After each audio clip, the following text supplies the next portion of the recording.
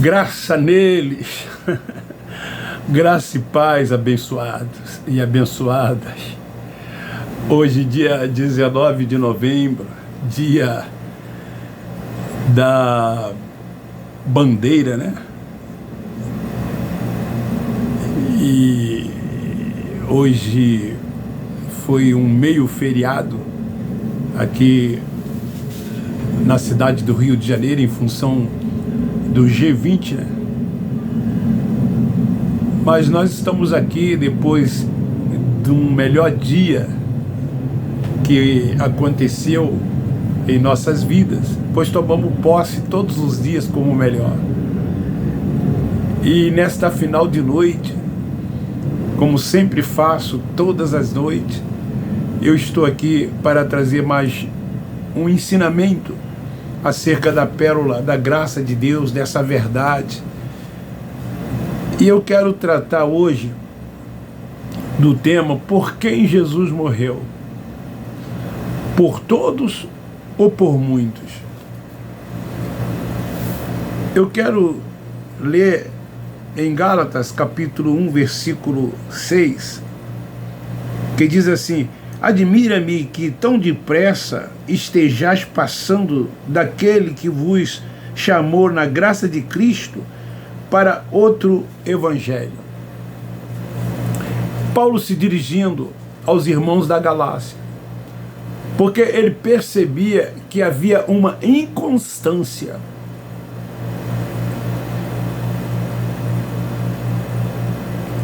Eles, ora, estavam no evangelho pregado e anunciado por Paulo, que era o da graça de Cristo, e ora retornava ao da circuncisão, o evangelho que o Cristo Nazareno determinou que os 12 apóstolos fossem pregar ao mundo de Israel. Ou seja, voltavam a se meter debaixo do jugo da lei, uma vez que Cristo já havia cumprido. E esse evangelho da circuncisão, ele já havia ficado para trás, pois Cristo havia cumprido toda a lei e disse: está consumado. E quem é que revela a Paulo esse evangelho da incircuncisão, o da graça de Deus? O Cristo ressuscitado, o Cristo ressurreto. Então os irmãos ali na Galácia viviam uma inconstância. Então nos dias de Paulo, como eu li aqui em Gálatas 1:6, haviam dois evangelhos. O evangelho que ele se referia como outro era o da circuncisão, que ainda estava de pé, que fora dado pelo Cristo Nazareno aos 12 apóstolos. Mas em Gálatas capítulo 2, versículo 7, está escrito: pelo contrário, viram que o evangelho da incircuncisão me fora confiado, como a Pedro o da circuncisão. Então, um foi confiado a Pedro da circuncisão e a Paulo o da incircuncisão. Então Paulo diz que Deus operou nele eficazmente para o apostolado da circuncisão, enquanto em Paulo Deus operou com eficácia para o da incircuncisão, que alcançaria aos gentios e tanto quanto outros crescem. Tiago, Paulo e João, Tiago, Cefas e João, eles conheceram a graça que fora revelada a Paulo. E de certa forma eles apoiaram que essa graça que havia sido revelada a Paulo fosse pregada aos gentios. reconhecendo que a mensagem deles era da circuncisão e a mensagem de Paulo era da incircuncisão. Paulo reconheceu que esse evangelho da circuncisão tinha a sua verdade.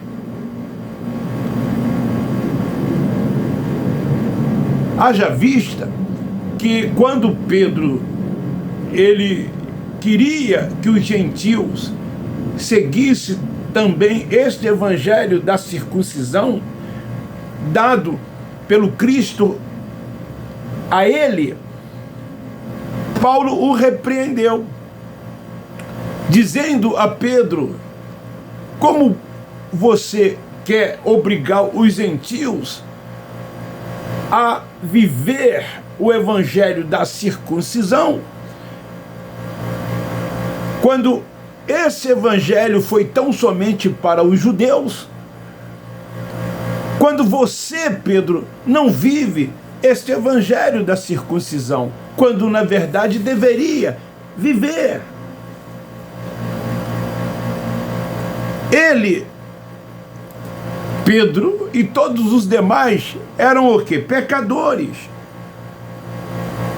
E como pecadores que eram, eles precisavam de quê? De um Salvador. Eram todos eles, os judeus, transgressores da lei, portanto, pecadores. Cristo disse que veio para cumprir a lei e buscar e salvar as ovelhas perdidas da casa de Israel. Então foi necessário que Cristo morresse por eles, para que os seus pecados fossem perdoados. Após cumprir a lei, ele precisava morrer, ele precisava dar a sua vida, ele precisava derramar o seu sangue. João Batista, está escrito em João 1:9, ele disse aos judeus pecadores: esse que aí está é o Cordeiro de Deus que tira o pecado de todos vocês. Ele será imolado, ele vai morrer, vai derramar o seu sangue para que muitos sejam salvos por eles. Os judeus precisavam crer pela fé em Cristo, a fim de que fossem justificados, porque as obras da lei não podiam fazer isso. Em Gálatas capítulo 2, versículo 16, sabemos que o homem não é justificado pelas obras da lei. Mesmo que eles conseguissem cumprir a lei, praticar as obras da lei, eles não alcançariam a justificação. Ela seria concedida a cada um deles que crescem por meio do Cristo, que iria morrer para que pudesse salvá-los. Mas pela fé em Cristo também temos crido para sermos justificados pela fé nele, e não pelas obras da lei, porque pelas obras da lei ninguém será justificado. Então Jesus morreu para tirar o pecado de quem? De todos, como ensina o sistema doutrinal religioso evangélico, obrigando ou querendo forçar uma barra para que as pessoas aceitem Jesus como Salvador e batiza em água para a remissão de pecados, quando eles não são pecadores. Pecadores sim foram judeus. E depois, uma vez feito isso, a tal ceia do Senhor, comer o pão e tomar o suco, e ter o seu nome escrito no hall de membro dessas instituições que nós chamamos de sinagogas, pois lá tem rudimentos ainda da lei de Moisés. Quando tudo isso é um engano, é uma mentira para sustentar os seus títulos, as suas primazias, os seus status e dar-lhes a eles mordomia, vivendo às custas dos filhos de Deus que lá estão, arrancando dinheiro com dízimos e oferta dos que lá frequentam. Então ele morreu pelo pecado de quem? Dos gentios remanescentes? Foi pelos gentios que ele derramou seu sangue? Não! Lógico, ele morreu pelos judeus, porque tão somente os judeus eram pecadores, eram transgressores da lei. O apóstolo Paulo foi um judaizante, foi zeloso pela lei, perseguiu até a outros por causa da lei de Moisés. Mas quando ele encontra o Cristo ressuscitado e recebe a revelação do Evangelho da graça de Deus, ele diz: se não fosse a lei, eu não havia conhecido o pecado. Se não fosse a lei, eu não havia me tornado pecador, porque pecado é transgressão da lei. E então Jesus, que veio buscar e salvar apenas as ovelhas perdidas da casa de Israel, ele veio para eles. Os gentios não eram pecadores. Uma vez não sendo pecadores, como Jesus iria derramar o seu sangue para que eles pudessem ser salvos dos seus pecados? Os gentios, sim, foram alcançados pelo Evangelho da graça de Deus, anunciado por Paulo, que era o apóstolo dos gentios. Em Atos, capítulo 5, versículo 30. Presta atenção aí, você que é um religioso, você que é um frequentador de sinagoga, você que vive ainda praticando obras debaixo de supostas autoridades de homens, de seus preceitos e seus achismos. Olha o que está escrito aqui em Atos capítulo 5, versículo 30. O Deus de nossos pais ressuscitou a Jesus, a quem vós mataste, suspendendo-o no madeiro.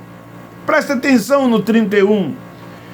Deus, com a sua destra, o levou a príncipe e salvador, para dar a Israel o arrependimento e a remissão dos pecados. Os gentios estavam inclusos nisso aqui? Era dar também aos gentios a remissão de pecados? Como dar se eles não eram pecadores? Se eles não eram transgressores da lei? A lei foi dada tão somente para o povo de Deus. E quem era o povo de Deus? Todos? Lógico que não, tão somente os judeus. Deus o fez seu povo e disse: eu sou o vosso Deus. Os demais não tinham nada a ver com a comunidade de Israel. Eu sempre procuro frisar em Marcos 16:15, quando ide para ir ao mundo de Israel pregar o evangelho da circuncisão, para aqueles que crescem fosse salvo na mente, para ser salvo da grande tribulação, Jesus recomenda: não entreis nos caminhos dos gentios. Os gentios não têm nada a ver. Eu vim tão somente para salvar vocês, apenas vocês, porque vocês estão perdidos, estão debaixo de condenação e morte. Então, diz que Deus elevou Jesus, príncipe e salvador, para dar a Israel o arrependimento e a remissão dos pecados. Então Jesus, ele era apóstolo dos gentios. Então Jesus não, Paulo, Jesus morreu para tirar o pecado de quem? Ele morreu por todos ou por muitos? Lógico que não foram por todos, morreu por muitos. Ele não veio para salvar os gentios, porque os gentios eram filhos da promessa que Deus fez com Abraão. Os gentios eram filhos da fé, já nasceram perfeitos nele, novas criaturas. Os gentios remanescentes nunca tiveram debaixo da lei, portanto, então, nunca foram o quê? Pecadores. Em Romanos, capítulo 2, versículo 14,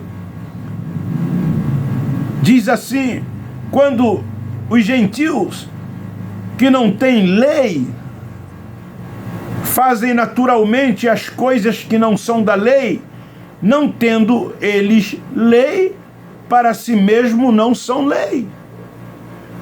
Mas o véu está posto, eles não conseguem enxergar isso. Mas quando vem a revelação da graça de Deus, quando o entendimento vem, fica fácil fugir dessas sinagogas, sair de debaixo de suposta autoridade de homens simples mortais, que subjugam os filhos de Deus que lá estão, escravizando hoje, atando fardos e jugo sobre os seus ombros. Quando nós vivemos uma liberdade, pois fomos salvos na mente, e hoje sabemos que somos tão somente guiados e dirigidos pelo Espírito Santo de Deus. Em 1 João 3,4, João se dirige aos seus, ao seu povo, e diz que eles sim são pecadores. E se alguns deles disserem que não são pecadores, se tornam o quê? Mentirosos, porque todos são pecadores. Paulo, quando se dirige aos Romanos 3,23, ele diz: vocês pecaram, todos vocês pecaram e foram destituídos da glória de Deus. Então os gentios nunca foram pecadores. O arrependimento para a remissão de pecado foi para Israel, Atos 5,31. Então somente para Israel. E por que incluir os gentios? Por que ficar dizendo, depois da cruz, e ainda hoje, que todos precisam se arrepender dos seus pecados para que sejam salvos e possam ir para o céu? Pregando essa falsa doutrina, quando a salvação é na mente, para que nos tornemos o quê? Libertos de todos esses fardos, desses julgos impostos pela religião. E passamos então a reinar em vida e descansar tão somente no Senhor. Eu quero dizer, para encerrar, que a Deus esses religiosos nunca vão agradar com obras realizadas antes da cruz, como eles realizam ainda nos dias de hoje dentro dessas sinagogas. Tudo isso que eles lá fazem é profanar, é viver no engano. Vivem antes da cruz, como se o Cristo Nazareno não tivesse morrido. Ele veio, cumpriu e morreu, mas ressuscitou e está vivo e vivo para sempre. Ele é Espírito, habita no nosso espírito, e nós hoje somos guiados e dirigidos por Ele. Então fica aí esta palavra: por quem Ele morreu? Por todos ou por muitos? E por que eles ficam ainda insistindo em evangelizar, dizendo que tem que fazer a obra de Deus, que estão fazendo a obra de Deus, e que as pessoas têm que aceitar Jesus, têm que se arrepender, e se não fizer isso, vão para o inferno também criado por eles, como lago de fogo e tormento eterno. Quando sim, eu quero dizer a esses religiosos que assim como vocês, nós também vamos para o inferno, porque o inferno significa sepultura, quer dizer lugar dos mortos, e de lá nunca mais vai subir. É muito engano, mas só foge desses enganos quando se tem a mente de Cristo, a mente aberta, o entendimento vem. Então, os nossos irmãos, filhos de Deus, estão dentro desses lugares a profanar, a viver no engano, na prática de obras, a fim de que se possa ser salvo. Então, se você entendeu, gostou, divulgue e compartilhe. Quem sabe os filhos da Livres que lá estão ouvindo, assim como um dia você ouviu, possa ser salvo na mente e ter o entendimento e romper com esse sistema religioso cruel, covarde e mau. Beijo no seu coração, um forte abraço. Meu muito obrigado. Eu só tenho que agradecer a cada um de vocês. Eu termino dizendo: nós, da graça de Deus, amamos vocês. Graça neles, graça neles, graça neles.